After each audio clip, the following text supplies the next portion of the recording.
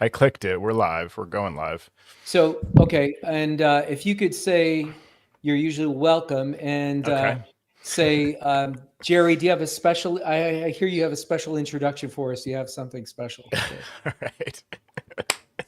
Right? Welcome to another fine episode of Command Control Power. Jerry, I hear you have something special for us today, some kind of Yeah, special intro. that's right. I've got a special opening. If you're listening to this and you're not watching us on YouTube, just imagine me making what I refer to as namaste hands, which is Yeah. more affectionately referred to as prayer hands. All right, hmm so I'm going to kind of do that here. So, all right, here we go. Are you ready, Joe? I'm ready. All right, today we're introducing something truly groundbreaking. It's not just another episode. This is our newest one yet. It's the most advanced podcast we've ever recorded. It's thinner, it's lighter, and somehow packed with even more talk than before. A seamless listening experience. It redefines what a podcast can be. This is the newest and quite possibly the most recent podcast we've ever made. And Quite we call possibly. it and we call it the latest episode of our podcast. Wow. That was riveting. Yeah, very nicely Are you done. I You're bet you're you're really actually excited now. this is the I would say it's the iPhone Air of our podcast because it's one third thinner than our Yeah. normal show, right? Yeah. Our Command Control Power Pro episodes have all three of us, and this one we're down to two-thirds of the We're thinner and we're thickness. lighter. Yeah, exactly. Oh, that was good, man. Nicely done. Perfectly Oh, tailored thank for you. our show. Yeah, Thank you. We have very nice. AI to thank Oh, you I'm for some of that. sure. I know we do. All right. So Wow. I've So I'm got, ready. I'm ready to up level. What do you got for us here? all right. You ready to level up? Yeah, let's do Okay. it. All right. It's, as we record this, it's not quite September 28th. So we're still wearing the same coats we've always worn. That's Um, right. so I want to start out with a pet peeve. So I most times order from Ubiquiti directly. Yeah. In a pinch, I'll get it from B&H and I'll get 1 day service, but sometimes B&H doesn't have it and Ubiquiti does. And Ubiquiti does deliver on next day service when you order hmm from them if you're in a place that's not too difficult to get to. And I'm Sure. in kind of a densely populated area, as are you, Joe. Yeah. But if you don't choose that, um, and you choose just regular ground because you want to save a little money, but you still need it pretty quickly, even if you ordered before noontime, their time, which is hmm they're located somewhere in the Midwest, right? If I'm memory serves me I don't correctly, know. or It's a good question. I I don't know think where their warehouse Utah, is. maybe. Yeah, Okay. they have a couple.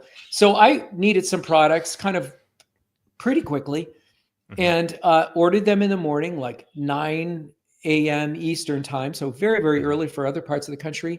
They didn't even execute the order for over 24 hours. Hmm. Credit card was approved, all that stuff. It was Yeah. no hang up at all.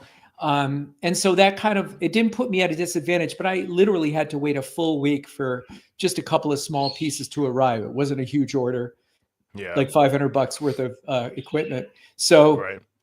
in a pinch, you got to suck it up and do the Yeah. next day delivery on them. There's no middle ground with them. There's no second day. And so that's just a little Yeah. bit of a peeve. It's a good peeve. I Mhm. experience that sometimes too. Like I ordered a backpack from Osprey recently. They make a lot of like a massive variety, probably way too many different types of backpacks. And due to a shipping issue on their side from a while back, I had this coupon and we were Right. ordering like one for me, one for my wife, and then reordering something for friends of ours that had gotten screwed up their first time around. So they had a return to do and they were waiting on this order with this replacement anyway. I needed to know when that would be so that I knew it would get there in time for their return that they were trying to do. Sure. And it just made me realize like every vendor other than Amazon, Amazon just has a really good experience with shipping. Like you just know Mhm. it tells you what day it will arrive, which is all you really ever want to know. I don't need to know what your processing time is, and maybe it depends on whether it's, a busy time or you just did a sale or something like that, where you have to kind of pad that because you realize, hey, everybody on their mailing list just got this, coupon and now they're probably going to increase their sales, and then my order is going to be somewhere at the end of the line or whatever. You have to think about all that stuff with every other vendor, but with Amazon it's just like, yeah, do you want it Tuesday or do you want it, tomorrow or whatever, Sure. and they'll just do it. It's I think only once or twice ever have I received something from Amazon that says, hey, your order's being delayed, we're now not sure, it's going to be the next day or whatever, and sometimes it's even sooner than they say. So Mhm. yeah, that is rough when you've got a project that's waiting on this equipment in your case, and you just don't know how long it's going to be. That's right. I've got a couple of technical issues of repairing computers that I want to discuss with you Yeah. before we get into those. I just want to do another light topic. So, what is your understanding? This just recently happened to myself and Mhm. my wife. So we're both .me users, or at least I Yeah. am from way back. What is your understanding of if I send you a text message to .me Jerry or whatever it was, whatever uh, Yeah, your non iCloud, my iCloud previously identity. mobile me, Yeah, previously which I .Mac. Yeah. use for personal stuff. So Hmm. if I sent you something from like .me.com and you had me entered in your contacts as Jerry at Mac.com or Jerry at iCloud.com, would you Hmm. get that? Is it your understanding? Because this was always my understanding that I would, Yeah. regardless, get that text if we were both on iPhones and participating in iCloud Message. Yeah, that's a very good question. My guess would be that it should work because Apple, of all companies, knows that those are interchangeable. So there's no such thing as you can reach me at, me.com, but not Mac. Or, I mean, that's a bad example because I might not have a Mac.com address. They know whether I do or not, but um, let's say if they know that I have a Mac.com email, they know that I'm the same person at me.com. Like that's That's just right. by definition. So Yeah. why wouldn't they just deliver that? Um, Well, that's not the case. So I okay. just found out, yeah, just the other day, and I was sending some messages to my wife. Nothing, she was at the grocery store, Yeah. pick up pickles. I need more Yep. pickles. But Gotcha. something else about, we're looking for a new dog, and one of the dogs was marked down at one of these puppy mills because, Sure. we're looking at a puppy mill. As much as we Okay. want to do a rescue, our last dog was a rescue. So, Hmm. um, so one of the dogs was marked down, and I sent that message to her. She didn't get any of the messages that occurred during the day, and I don't know why this hasn't happened before or Yeah. manifested itself. Now I am on. She's still on Sequoia. I am on all my devices on Taco, the new operating system. New I don't Mac think OS Taco. Yep. macOS Taco. I don't think that's it. But as soon as I added that, and again, I might have sent it to her using iCloud.com, but she had me entered in her contacts as, Jerry at me.com. As soon as Oh, I interesting. added another Yeah. email address, all of a sudden everything showed up under that unified thread. It wasn't like So she got wait. two. Yeah, she didn't get Yeah. two separate threads on her Right. iPhone. She she, Huh. she was just missing the messages completely. So how did So you solve it? Sorry, you added it on her side, like to your contact card on her side. You added your other addresses. I added all those variants of the Yeah. me iCloud Mac Yeah. as individual entries, and then all of a sudden everything So to got it. So well, I guessed wrong here because I was thinking the way to oh, tell the way. Sorry. Oh, wait. It I gel. said quell. I Quell. wouldn't know. Yeah, Okay. doesn't Got it. work. Gel. Yeah. Yes. Gel. So I looked in the settings here under, I had to find my way to the screen, but settings, apps, messages, send and receive. The classic screen you always direct your clients to, and Sure. you have the options for you can receive iMessages to and reply from such and such addresses, and where do you want to start new conversations from? And they always tell you, well, the only one is checked on the bottom, and it's like, well, that's because you can only start new conversations from one address of the ones Mhm. you've got selected above. Okay, so that all makes sense. So I was trying to remember whether they're broken out in that screen, and they actually are. So I have my original 20-something-year-old, my address at mac.com listed there, along with the at me.com and at icloud.com variants. All three are listed individually, and you can check them individually, Right. uncheck or check them. So that probably answers your question. Like if she, well, let's see, does it answer your question? No, it It doesn't. But doesn't. it No. it basically implies that they're treated as individual addresses for sending. In that sense, right? Yeah, I got them all checked off. Yeah, So I guess the gotcha here is if you are not entered on the recipient's contact card with all three variants, yeah, all bets that's are right. off. That's the issue. Now, Yeah. did you know that? I mean, No, that's no, like, I didn't know that. Well, especially it happens here with the unknown senders, the default behavior of the Messages app on iOS, mhm. and I think on the macOS as well, 26, is to filter unknown senders. So, and it's interesting because not all of the unknown senders are filtered. Like it tries to use, I guess, machine learning, Apple intelligence, whatever, to know like, is this a food delivery thing that you just ordered that you don't have as a known sender? And you probably want to hear about it, even though I'm filtering all this other stuff about, you can get a loan or you can have your roof redone or get solar on your house or whatever these like, scammy type things are. Mhm. It's filtering those correctly. And for whatever reason, it's filtering your own message. I assume it would have been under like on your wife's phone, it was Yeah, no, delivered. It just I'm with you on wasn't that. there, right? So it Mhm. was like it was delivered to that behind the scenes Yeah, you're section, probably maybe. right. Yes, you're Yeah, probably right that it did show up like that. And because she's not running, well, but that's only on a Tahoe, right? Unknown senders, or has that been added to that's Sequoia I'm now? Because I don't I'm really know. wondering. No, that's a good question. I think it's just the latest OSs. Okay, so Yeah. yeah, so she's on the previous OS on her phone. So the only Oh, person then who's why? Then that doesn't explain it then, unless it appeared as a different thread and she just didn't see it. yeah, that could. I mean, I looked at her phone and I Excuse me. oh, God bless you, my That friend. doesn't happen very often. No, no. Uh, Well, it's that time of year. mm. Pet dander too. You know. Yeah, no pets here, but Okay. definitely, yeah, that time of year we got And if you're hearing different a bird, by pollen. the way, in the background, the bird is back. The bird's right over there. Mhm. You last podcast we rolled out the bird. Excuse Bless you me. again. It couldn't Um, couldn't couldn't get to the mute button in time. Go ahead. Yeah, we rolled out the bird. That's right. but now he's here again. So if you think if it might be relaxing to most listeners, hopefully, Yeah, or they yeah, won't yeah. It's notice at all. very. I think It's I'm only Sam, sneezing. I think I'm sneezing at the suggestion of the pet dander coming through the mic. the bird dander. The Yeah, bird yeah. dander. Yeah. All Um, right, let's get into the meat of the show. yeah. So I'm actually looking at my notes. So uh, pardon me if the eye contact is not perfect here. That's So, okay. and I'll try to quiz you along the way. So, Okay. and I think you were aware of both of these dilemmas because anytime I'm stumped, which is most of the time, it's like you're my lifeline. You're my Yeah. call. Yeah.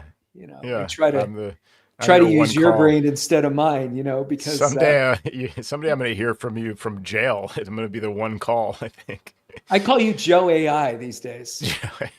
Yeah, yeah, nice.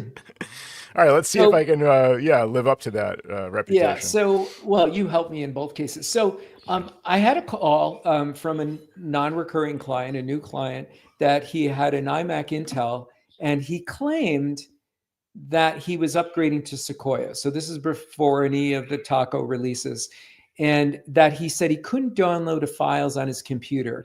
And he initially reached out to Adobe because he was he was a video editor. And he was using an Intel iMac, I think, with 4 internal terabytes of storage. So he paid up at one point for this computer Yeah. back in the day because that was probably all that was available to him, at least from what he conceived. Hmm. And he tried to reach out to Adobe because he was having trouble saving his Adobe files. And that was his first red flag that he knew something was wrong. So he reached Mm. out to Adobe. Adobe could not do any kind of a remote screen share with him at all. Hmm. And the problem was like he would get a message like he would open up like Lightroom and the libraries couldn't load at all. So he Mm. does still photography and also uses Adobe Premiere for video editing as well. Oh. So and then he said he couldn't save things to his desktop. And we've all been there. We know that this is like Yeah. sometimes a weird permissions issue. Yeah. So I was able to establish, I don't know how I was able to do this with Splashtop SOS and connect to him. And of course, I'm using the secret squirrel Adigy workaround Yeah. because I've let my Splashtop lapse. If you're a Mhm. user of Adigy, or if you're not a user of Adigy, Adigy has Splashtop integration baked in to their products. So it's not any extra for you to use these Adigy products within your regular subscription. Jerry, can I add a tip there without derailing your Sure, story, just related to please. Adigy and Splashtop? So I was not aware of this, but apparently, as of like macOS 14.4 or something like that, or I think it was 14 something, when Apple, this wasn't Sequoia, was it? Anyway, when Apple implemented the new like screen sharing API that caused, some issues initially and like repeated pop-ups and things, and we all went through all that, and it basically worked itself out. Around that time, once Splashtop started using that new API, apparently it became possible to use a PPPC profile to allow screen sharing like through Splashtop, the outcome being that you can actually make a Splashtop connection using Adigy without the user being prompted to like approve that. Like they Mm-hmm. normally would have to go in and like check the box or turn on the switch for screen recording. So I mean, were you aware of this? Because I just read this like yesterday, and I was really surprised. Well, I've often wondered why, when I enable Adigy on a client machine, sometimes I don't have to go through all the handshaking that I would normally do if somebody downloaded SOS. There you go. That's Yeah, probably why. I mean, I use it all the time with Live Desktop. That's the primary way I connect to machines, but I was avoiding using Splashtop as the backup in those cases because I thought, the client would get a prompt, and and I'd be stuck or whatever. I use it for the one-offs, obviously, right. but anyway, just something to try if you haven't yet out there. Right, right. I mean, that's a great point. And the little secret workaround that I'm mentioning is Adigy also supports iOS devices, and they do have Splashtop integration baked into that. And Right. so all you need to do is go to any of your devices that are iOS based, Hmm. um, open up that device, click on the Splashtop link or the Right. Splashtop prompt for the 9-digit code. And if you put that in, it'll actually connect you with the user who's not related to that machine, who's downloaded SOS on the fly. And so Yep. you can use that as a portal to reach them, Yeah. which is It's a great amazing. tip. Yeah, Yeah. really, really cool. So you don't And need a license for Splashtop. You save hundreds of dollars a year just alone with that feature from Adigy. exactly, exactly. Yeah. So hats off to Adigy. Yeah. So normally, to resolve a permissions issue, I usually have the user, and so I was working initially remotely with this person. Is we have them log out or try to create, not log out, but in the admin user that they're using, to go Mhm. into system preferences, system settings, and create a new admin user.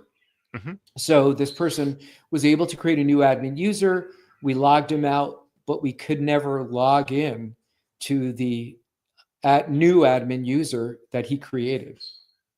Hmm. So that I said, Weird. look, at this point, I'm going to have to come on site and explain to him how our fees worked. And he was just like, I don't know what you need to do here, but do whatever you need to do.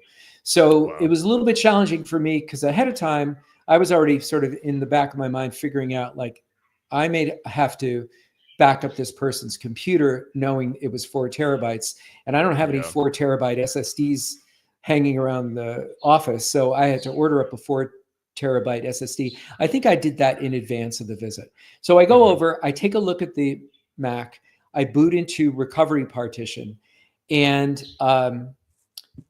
we run disk repair. The actual system partition was fine. The data folder said it was corrupt and it really couldn't fix itself. Wow. But which was very, very odd. So there was really nothing I could do at that point. It wouldn't have made sense to put the computer in shared disk mode or target disk mode in the case because it's an Intel machine. Because Yeah. what would I do? And I'm running, on my laptop now. I'm running Tahoe, and I don't want to, So I ended up doing. By the way, as a sidebar to this, I ended up doing file system check through the what do we call that? Single user mode. Okay. Yeah. Yep. I had to bring it back to the office. That did not work. File system Wow. check said, like, I can't fix this. Wow. So I had the 4 terabyte hard drive. Wanted to confirm. No, we knew definitively that he was on Sequoia. I'm conflating the other Hmm. follow-up story after this. So we Hmm. did know he was on Sequoia. So I knew that that's what would have to put back on this machine. So with Carbon Copy Cloner to the rescue, I started to run the copy, and now I had the copy. I actually ran it twice because I was a little superstitious, just to make sure I grabbed everything. Yeah. And then I reached out to the client and I said, look, this is what we need to do. I need to wipe your drive. I Yeah. have a copy now. I want you to be, full disclosure that we don't have any other backups of this computer. Right. I need you to approve the next step that I'm Yeah. going to do. And I'm going to tell you, this is what we need to do. So Yeah. he approved it, reinstalled Sequoia, created a test admin user, opened that up. Sequoia was fully up to date, ran Migration Assistant from the Carbon Copy Cloner backup. No fuss, no muss. We booted in and everything was great. The one thing I didn't mention was, and it actually ended up being a red herring, when I initially picked up the computer and I could see it in person, I went to the user's home folder, because I was like, this is really strange. Like, why can't I not create another admin user? Yeah. But it was the data folder, that the structure of the data folder was so badly corrupted that's why. But his Wow. user home folder was called something like, johndoe.me.com or .icloud.com. And I've never seen a user folder with a dot in the name. And that was really Yeah. weird. And I asked him about that. I said, like, how did this come to pass? And he claims that it just happened. And I did find, and again, I didn't go down that rabbit hole, but I did find some sort of a reportage where some of the people, if they're using, and this goes back to the .me days, that if they go that far back with Apple, that some users were claiming that they were renaming the home folder with that type of an identity. Now, when I finished up this job, and because you gave me some guidance on this, just, some steps to try and, best practice and that sort of thing, moving forward here, I did tell you and report back that, Carbon Copy Cloner fixed everything, reformatting the drive, starting from scratch. And you said you would have fixed the home folder with the dot in it. And I thought everything's working. My style would be let sleeping dogs lie, and maybe we'll do that as a follow-up if there was a problem. So Yeah. I think it cuts both ways. What's your opinion on that? Yeah, I mean, I remember the conversation. I think in retrospect, I probably would have just proceeded like you, just, okay, I got it working. Let me not create a new problem now, like by trying to fix what I think might be. And I was only going off with the fact that, your research was pointing to this was an issue at one point in time about this naming of the home folder that's related to the iCloud account, or maybe it was the mobile me name back then. And like, why did it use that name as the short name or the account name for that user and name the home folder accordingly, and maybe that uses characters that shouldn't be there, or, whatever that. And like you said, it's probably just a red herring because that wasn't the issue. And so, yeah, ultimately, if you got the machine booting and working all correctly, and that it was still named that way and it was fine, I would have left it also. I think that's, I don't think the thing is, like, sometimes you'll research something because you notice something like, hey, this is weird. The home folder's named differently than I usually see it. And you research it. And of course, the only results you're going to get are people that have that and quote unquote issue. And, maybe are speculating that it's causing something and like, who knows if any of that's true or not, you're not going to find people that say, hey, just so the internet knows, my home folder is named, John Doe at iCloud.com, and I'm not having any problems. It's like, you're not going to find an example of somebody saying my system has this symptom and it's not a problem. Like, you're only going to find problems where you go looking for them. So it's very easy to find red herrings like that. And that's why it's hard to actually determine, like, is this a real issue? And oftentimes Right. it's the client bringing it to our attention. Like, oh, I looked into this and I see that a lot of people are having this issue. And I'm like, That's right. I love when they say that because I'm like, I've never heard of this issue before. And I've been doing this for 21 years and I have hundreds of Macs that I'm responsible for. Like, I haven't seen it once. So I don't know about everyone, having this issue. Yeah. Like, Uh, and interestingly, the home folder did have this dot in it, and it yeah. seems Okay. fine. So, Yeah. and Yeah. I have not, it's been probably at least 2 weeks now, and haven't heard back from that client. And, he was certainly happy to pay up for all the work that I did behind the scenes. And, I Nice. told him I literally, spent a long time, because my initial track was to see if I could just fix it somehow. Hmm. Because that's your inclination. It's like, Yeah. well, if it's a Yeah. permissions issue, maybe we can. But when you get data corruption, Yeah. or the data folder is corrupted from the recovery drive, all bets are off at that point. You have to Yeah. reformat.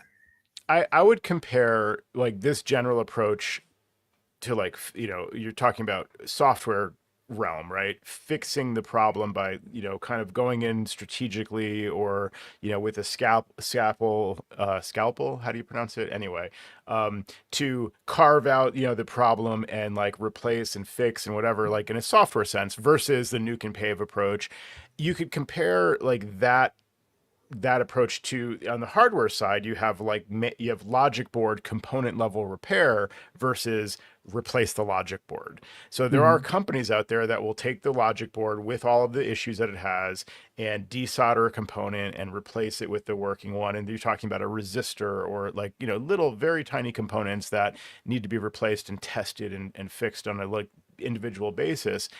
I've never been into that kind of repair. I mean, I could, I haven't even ever done probably a logic board repair. I might have replaced, an airport card or like that type of thing back in the day, but those are discrete components that you can like take out of a slot and put back in.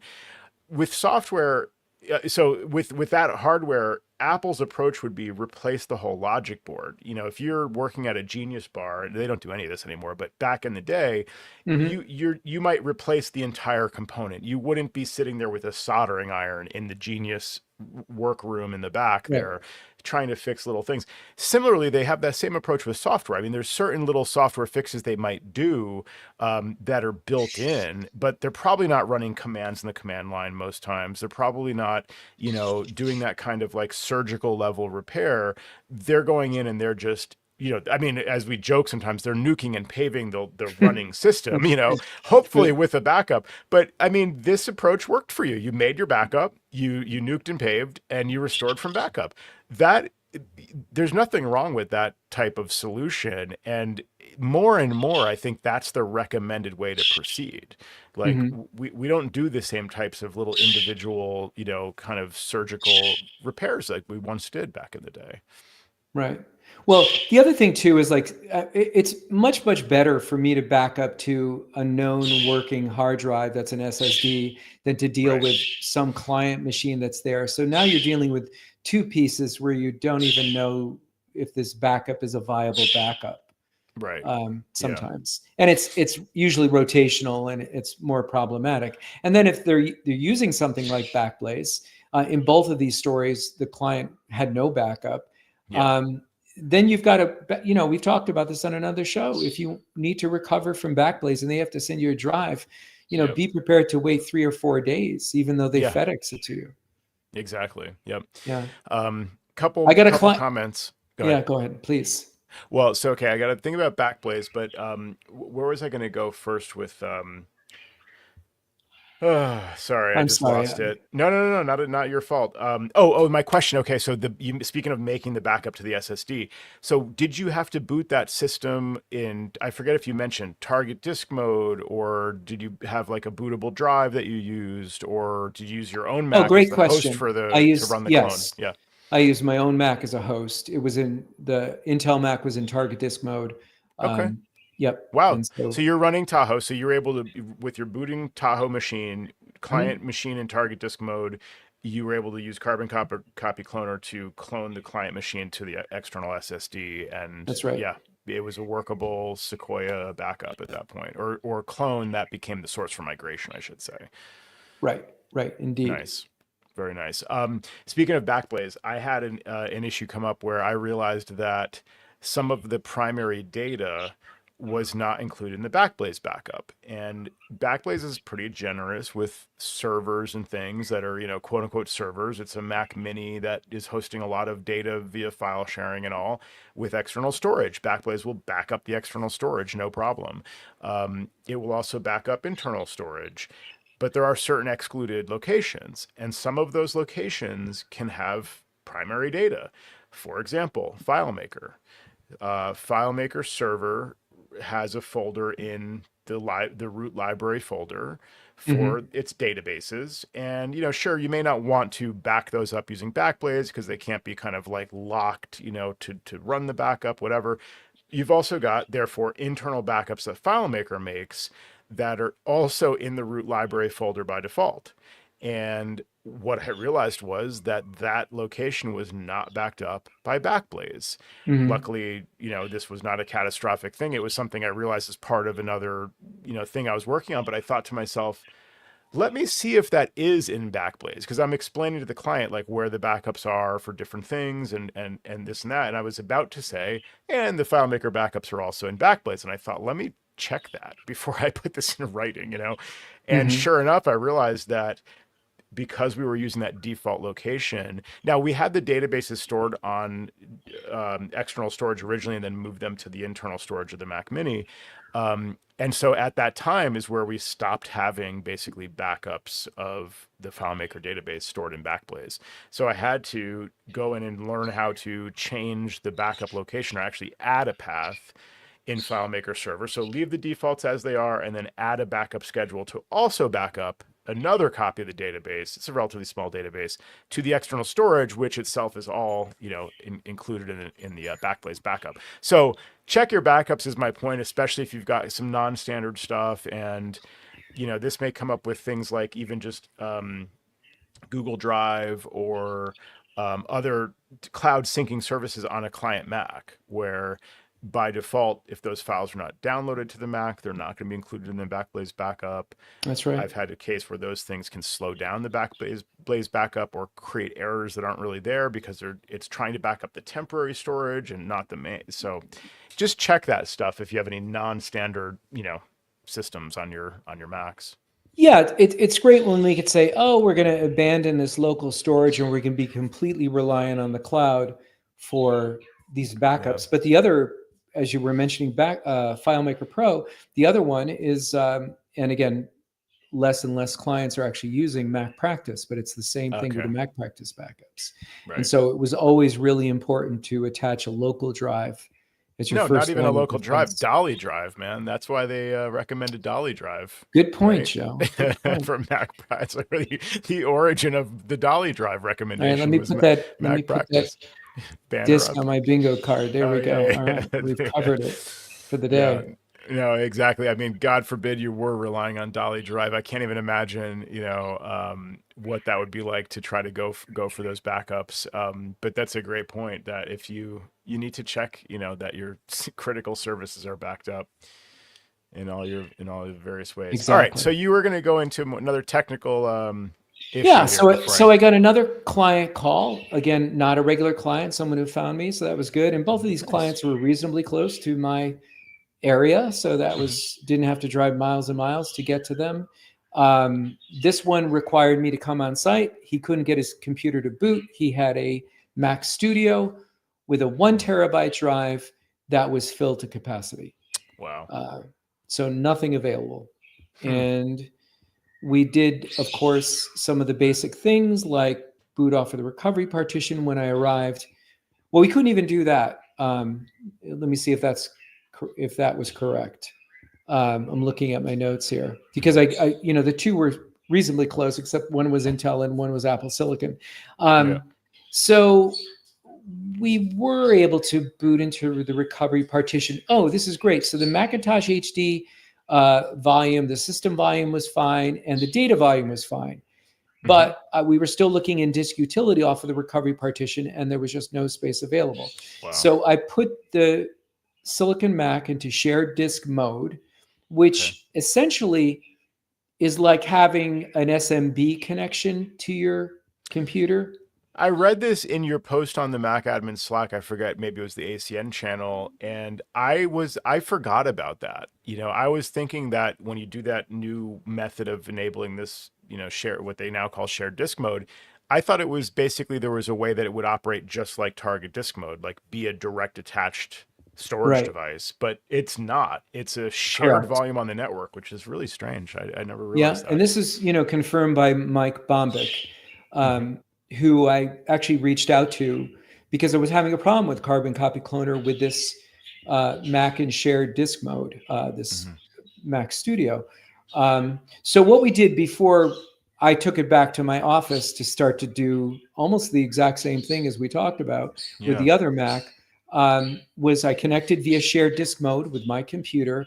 And this guy was a home hobbyist with music. So he was running things like Pro Tools Mm. and some other music apps and plugins and stuff like that. So we found in the shared folder on the Mac this like big, I forget what was, like a string samples or woodwind samples. Oh yeah. And we moved those off to one of his external drives. So I moved it off on my Mac from the shared disk mode, Oh wow. pulled it out of the shared folder, we copied it over, and then I deleted that folder in the shared Hmm. folder with Right. my Mac onto the Mac Studio. Yeah.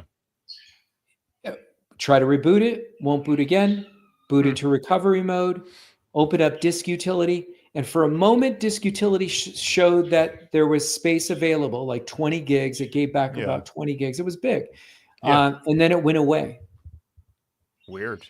Yeah. So I knew it was almost like an identical sort of thing where somewhere along the line, something was cooked. Weird. So I told him, I'm going to have to bring this back. We're going to need to back it up. And Yeah. my advice would be that we just reformat the drive. He was running. Didn't know what OS he was running, and Mhm. so actually the way I was able to find that out, and I forgot where this actually lived, but I have it in my notes here that um, if you go to System Library, Core Services, there's a System Version P list. Okay. Um, Yep. and that'll tell you whether it was on Ventura, because he thought he was on Ventura. As it turned out, he wasn't. He was on Sequoia. So that was Hmm. good to know, because Yeah. once I did the clone, I wanted to put back the exact same OS. I didn't want Good to have point. any problems here at all. That's right. So same methodology. I take it back. Now I've got to kind of like hook it up to a monitor temporarily to make sure that I get it into shared disk mode, Yeah. because you do that from the recovery partition. Right. With Apple Silicon. And I fire Carbon Copy Cloner. I've got my clone drive all ready and available. And when I tried to grab the actual shared disk, which showed up as like Macintosh HD, and I tried to drag and drop it Hmm. into the source compartment on Carbon Copy Cloner, Yeah. it wouldn't add. So then I Huh. manually tried to click it and then just Hmm. direct through the file system to it. It wouldn't add either. And this was really Hmm. weird. So I reached out to Mike, and Mike Bombick. Again, kudos to Mike Bombick for always being there. You may not Yeah. talk to him if you send in a support email, but it's like these guys are just like literally sitting by their email Yeah. boxes, refreshing it every 60 seconds, Right. because the response time is so amazing. Yeah. And again, this case, Mike responded. So he said, I grabbed another Apple Silicon Mac just now and attached it in shared disk mode to my Tahoe Mac. At Wow. first, I saw the same result that you saw. Dragging Macintosh HD onto the source selector didn't work at all. But then when I selected Macintosh D in the Finder, the content wouldn't load either. Same Huh. as I described. The volume behaved weird. I got an error from Finder. Then the whole device disappeared from the network view. It reappeared. I opened up Macintosh HD again, and this time the content folder loaded.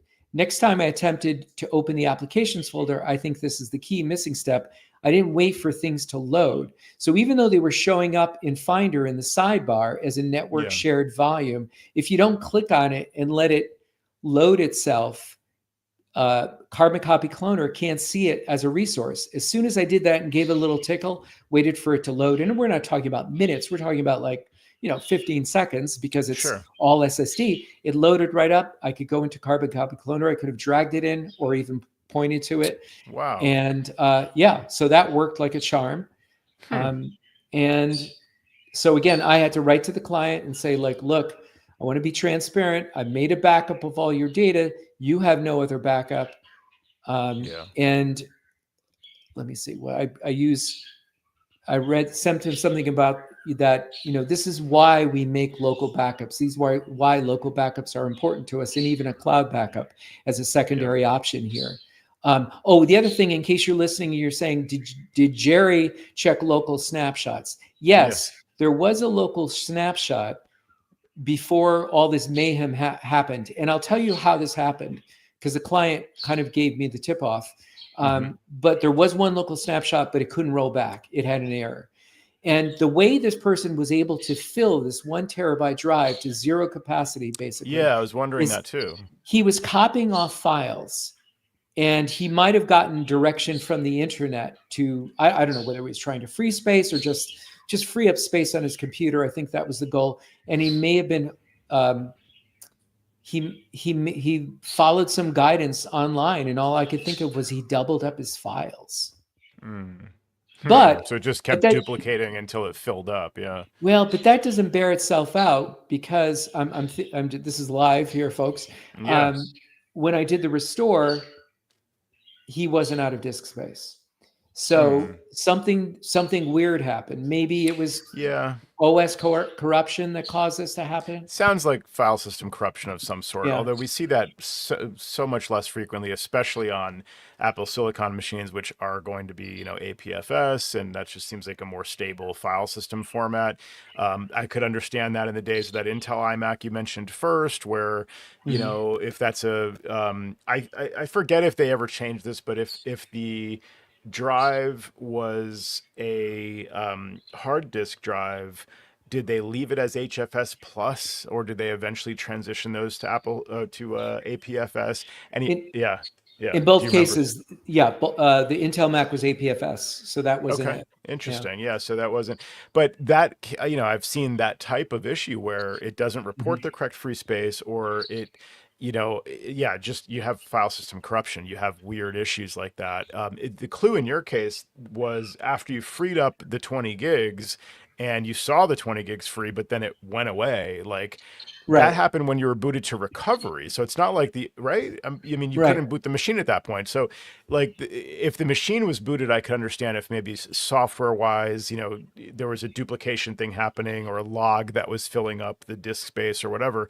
But if you're booted to recovery and something like that happens, then it's not OS related. It's probably file system related in that Exactly. case. Yep. Yep. So yeah, Yep. that's a good conclusion. But wow, two with the same kind of general process there: backup, nuke, and pave. I mean, you could work at the Apple Store at this point if you had a little extra free time. Well, someday you and I might be geniuses, but not quite yet. Not quite, yeah, I think we have a yeah. long way to go. I think we Well, have and to you, learn more about reformatting drives first and asking questions later. right. I was going to say the mistake you made was making a backup and then Yeah, I checking shouldn't with the have done that. client first. And you should have never checked Exactly. with the client first. You No. just nuke and pave. You got to ask questions later. That's really Right. the And hand approach. them back, in both Yeah, cases, hand them back a machine that the was empty empty Mac, with right? a new iCloud identity too. Yeah, exactly. A third, yeah, like a new iCloud, brand new, fresh machine, none of your Yeah. files, and congratulations, you've got a new email to manage now. Yeah, that's Yeah, the great. other thing too, a good point was, usually we see this weirdness with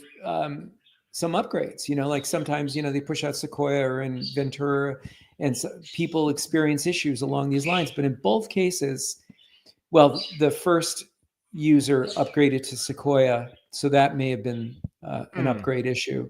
okay. He didn't know exactly when this went sideways, but that's Yeah. probably when it happened. Whereas the other guy just you Yeah. know filled up his drive on The with filling through up the some. drive, I Yeah. still wonder, was it log files? I mean, these are the cases I see Oh where, yeah. there actually, there are a couple of things I've seen recently. They do Zoom recordings, so they have their either they click record in a meeting, or maybe they have a default setting or something where they Right, have this massive, like, 30 gig file in their documents folder where Zoom stores its recordings, and maybe they have a bunch of those. And right, oh, that was a therapy session from 2 years ago, whatever it is, or just like a training, music training, what do you call it, music lessons or something, things like that. So that's one good example that, obviously it's going to take up space. The other one that you've probably seen is in mail, like turning on connection logging and yeah, having every single message sent and received logged to a file, and Apple will turn that on as like a troubleshooting thing and then generally turn it off, but maybe sometimes forget, I don't know, or they read instructions online or something and they've got this turned on. Thankfully, mail, I don't know if it still does this in like the most recent versions, but it would have a thing that says connection logging enabled right in the title bar. Like you can't hmm, miss it because you should not leave that on. So they kind of want right. to keep it there, but that will fill up your disk space.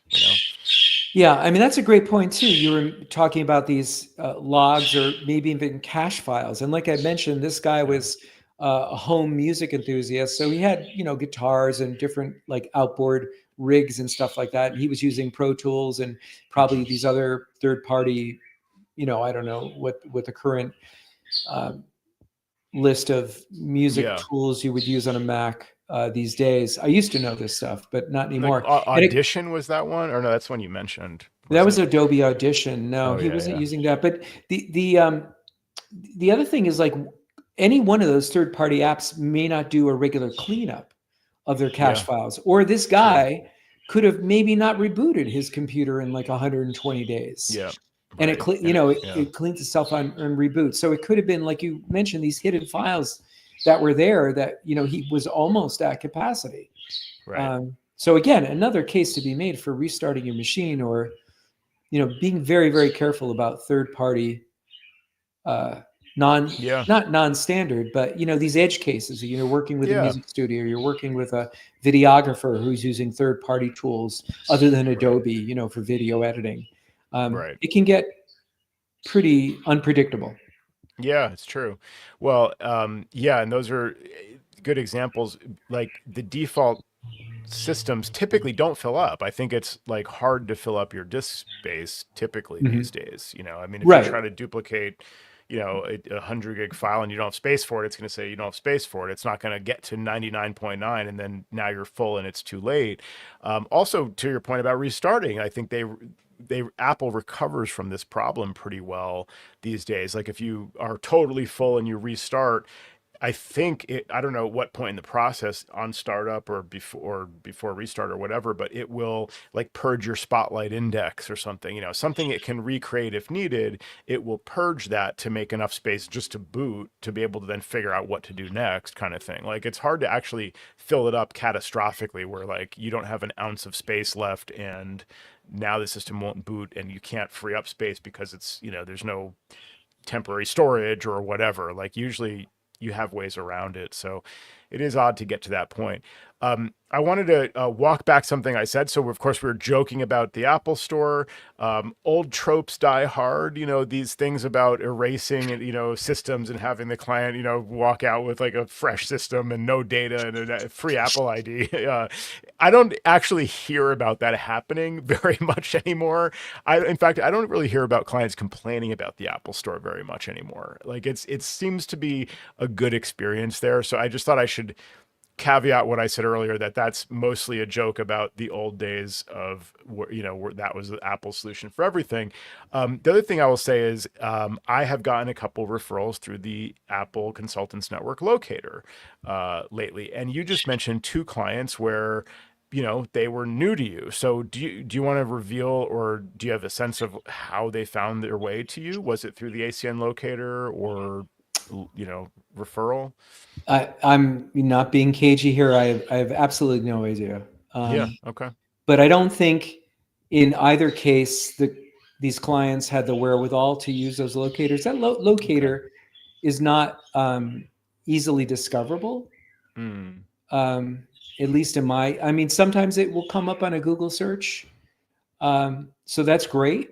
But yeah. I think it's really hard to find it if you don't know what you're looking for. Yeah. Right. And it's easy to ignore if you're a client and you're Googling for support and Apple says we have an Apple Consultants Network locator. It would be easy to just to ignore that link and be like, Apple consult, I don't know what that is, and just keep scrolling, thinking like you're looking for different keywords around that, like you're looking for, like a actual reference to a person, not a reference to a place where you might find a person. Like, how do they know whether to trust that ACN locator, whatever it's called? Mhm. So yeah, it's interesting. I guess more people, it's hit or miss, like to your point, like they may or may not find that, and some people do. And I think I gave an example recently about a client who said, well, I said, how did you hear about us? Because he was actually a great lead. I was like really happy that this guy found me. And he said, well, ChatGPT. I was like, really? And he said, well, I was talking to ChatGPT about all of my problems and questions and issues and whatever, and through these conversations eventually it recommended, I think it was the ACN locator or a page on Apple site that led to the ACN locator. And that's how he found us. But that's a few steps. Like, you have to be a dog with a bone, like you're saying, like you've said in the past, where you have to really like hope that the client stays with it, because otherwise, if they give up halfway through that, they're not going to find you. So, Yeah. yeah.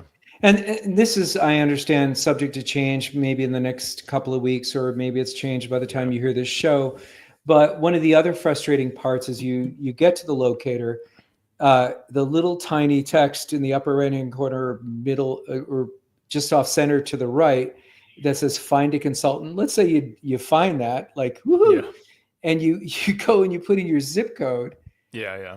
and you define like how many people are in your organization, and you don't, and you put in your, nothing shows up in the search results initially. I Yeah. have to recreate that, right? You have to put in filter, right? And then here, let's do that live, Joe. Or you Yeah. might be Yeah. better.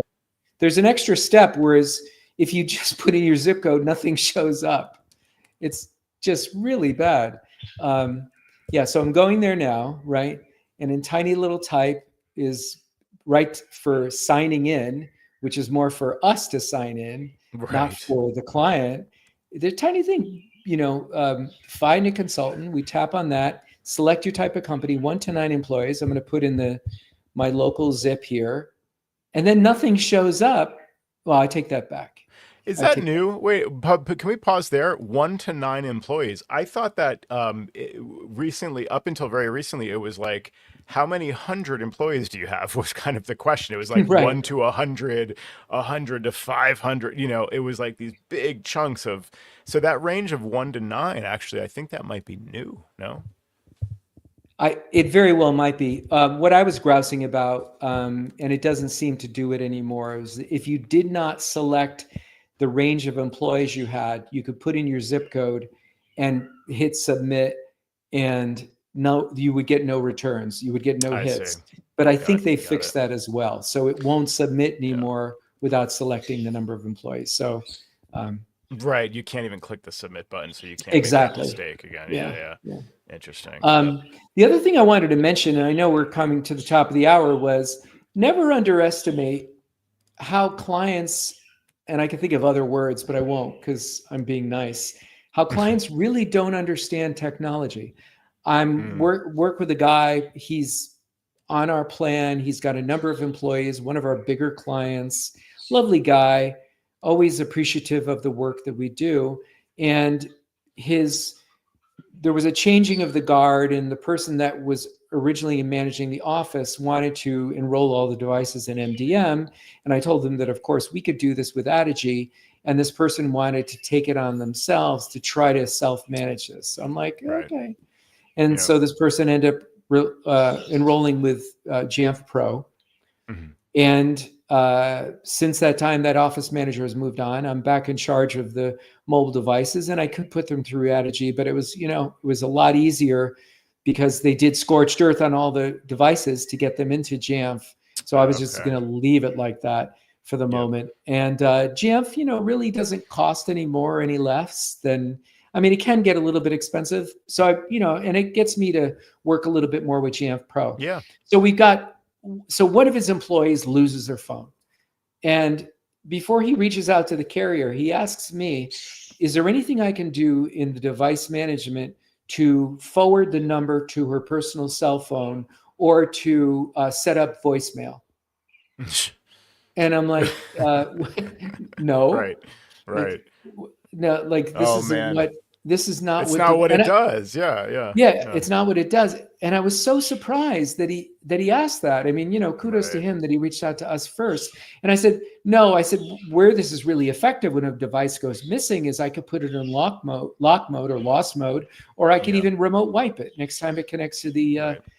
internet. And he never got back to me, never heard about the phone. And I said, okay, well, if you order a new phone, just let us know because we need to re-enroll it, Yep. before you give it to the employee. And that was that. And that was over a week ago. We never heard back. Yeah. So, Wow. just It leave you is scratching your head.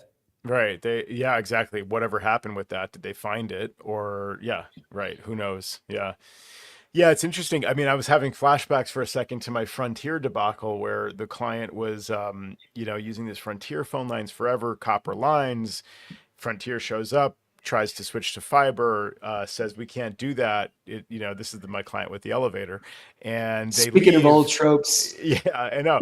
Then they leave, and then now the next day the phones stop working, and it's like Right. now this touches up this whole thing, and eventually, okay, so now new phone service, but still using the Frontier copper phone lines. Now eventually switching to a new service with all VoIP-based lines, which is what we had recommended originally. So anyway, that's all solved, but in the midst of that, the reason we accelerated the switch to VoIP based system is because the Frontier lines were giving her issues again, and she couldn't call out from the Oh, home phones.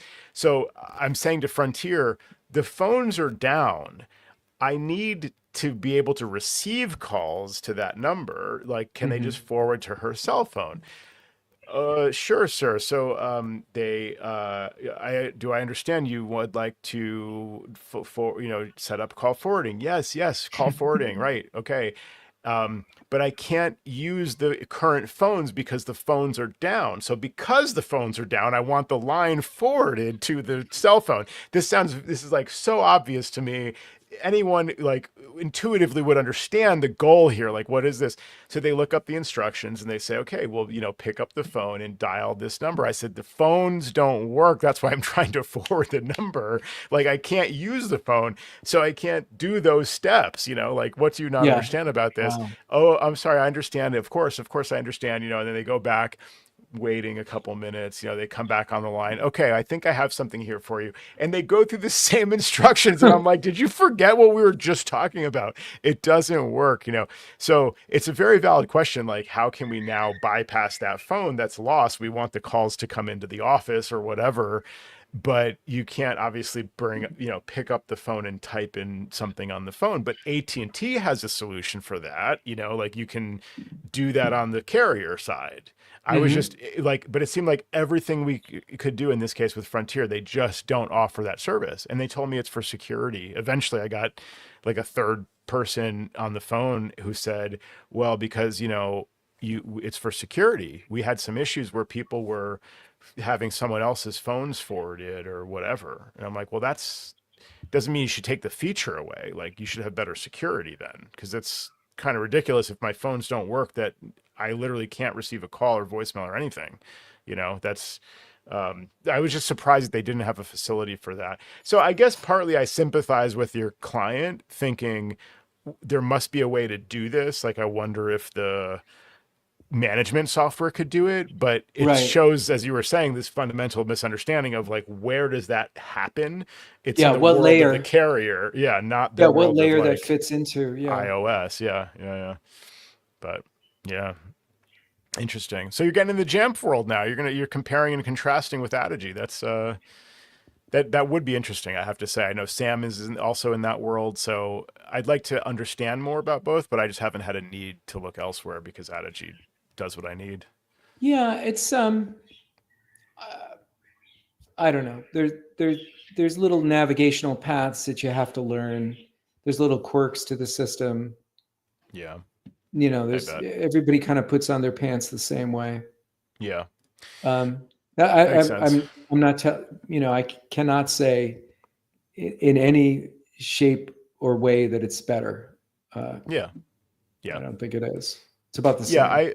I pick up on things from the various channels, like where people the types of questions people are asking about Jamp versus Adage, and you can start to understand philosophically where they differ and things and the approach Mhm. and all that. But yeah, it seems like if it achieves the goal, it's like whatever. Right. It's best to specialize in one platform where you can. So It is, but it's also, good that I had this sort of baked in experience. So now, and right. anytime I can tell you this that is Mhm. absolutely wonderful is when you pay up for that pro subscription, and it costs you a Mhm. little bit more than if you did this strategy, you could pick up the phone, call the people in Minnesota, and they Mm, are wonderful for giving you nice. phone support, and they're available right away. Wow. So that is a nice feature. And Yeah. they're a For very big infrastructure. So I would imagine that, in a lot of yeah. capital investment. So they're able to offer that to clients. And that is a nice feature. Yeah. Very nice. Got one little tip to help us wind down the show here. So I recently got back from a family reunion, is what I'm calling it, because it was a vacation with my immediate family. I Mhm. don't have a family of my own. I'm talking about the my parents and my three sisters and their spouses and their children, and this all adds up to 18 of us. We're all on vacation together, so that was kind of an amazing experience. Nice. It's very nice to spend that much time with family. It can be stressful and can whatever, but it was great. We were on the beach. We had a pool. A lot of time to spend with my nieces and nephews and my sisters and my mom and dad. So it was fantastic. My brothers-in-law as well. And right at the end of the trip, we are realizing we should sign out of Netflix on the TV in this house that we were all renting. And so we look on the thing. I'm like, let me figure this out. I'm the technology guy. Grab the remote, press the gear, press the menu, try to find. Couldn't figure it out. So I said, let me look this up. So I find a blog post from some random guy about this, and it's on thegeekblog.co.uk. Some Um, rando. yeah, I mean, actually, maybe not that random. I haven't looked at the rest of the blog, but that's a decent You have to URL. do it through the web. Well, I think that's probably one way, but here is the here's what you do. So on this particular Samsung TV, and this is probably the same for a lot of Samsung TVs, you can go into the Netflix app and you do the following. You press these buttons on the remote: up, up, down, down, Oh, left, right, up, up, up, up. So I read this post, okay, and I'm like, this is a joke. This guy is trolling people. Like, there's no way this really works. So wow. up, up, down, down, left, right. I thought I was doing a cheat code for A Nintendo hokey or pokey. something. Yeah. Yeah, I mean, it was like, what is this sequence? So I press those buttons, and then sure enough, it brings up this whole other menu. There's a whole Wow. menu in the Netflix app, and you can do all kinds of things. And one of them is sign out, and you just go in, sign out, and now you're back to starting over. So Squirrel menu. I had no idea. Yeah, super Wow. secret scroll, up, up, down, down. I mean, yeah. I mean, don't try to write it down as you're driving in your car and you're listening to me. Just Google it. But it's an amazing. I did not believe it at first, but it worked. And that only, of course, works on a Samsung TV where you're using the baked in Netflix interface. Correct. Yeah. Yeah, Samsung Smart TV, whatever. But yeah, apparently they've been keeping that around, and I'm pretty sure that's somebody out there will recognize it immediately. But that sounds very similar to the Nintendo. I don't know if this was during your era, Jerry, if you ever got into like video games, but I think it was the original Nintendo, like Hmm. oh man, what was it? It must have been was it Mario? Super Mario? I don't know. It was one of those default games, and there was like a cheat code thing that Cool. was up, up, down, down, left, right, left, right. It was like I Yeah. swear it was very similar to what Samsung uses today. So it's like an Easter egg as well. Yeah. Yeah. Wonderful. Yeah. So there you go. Good little tip for you Samsung people out there. Well, this has been another episode of Command Control Power. We are thinner and lighter than usual, so it's the iPhone Air of Command Control Power, as Jerry mentioned at the beginning, and It's our we'll be. newest episode ever, Joe. It is our newest episode ever. That's right. We've been hard at work for the last year to bring you this Hmm. episode, Hmm. and so I hope you enjoyed it. And next week we'll be back with to the release of Command Control Power Pro. with even more longer battery life. So Yeah, yeah, you can look forward to that. it's a win-win. Yeah, up level your consulting game.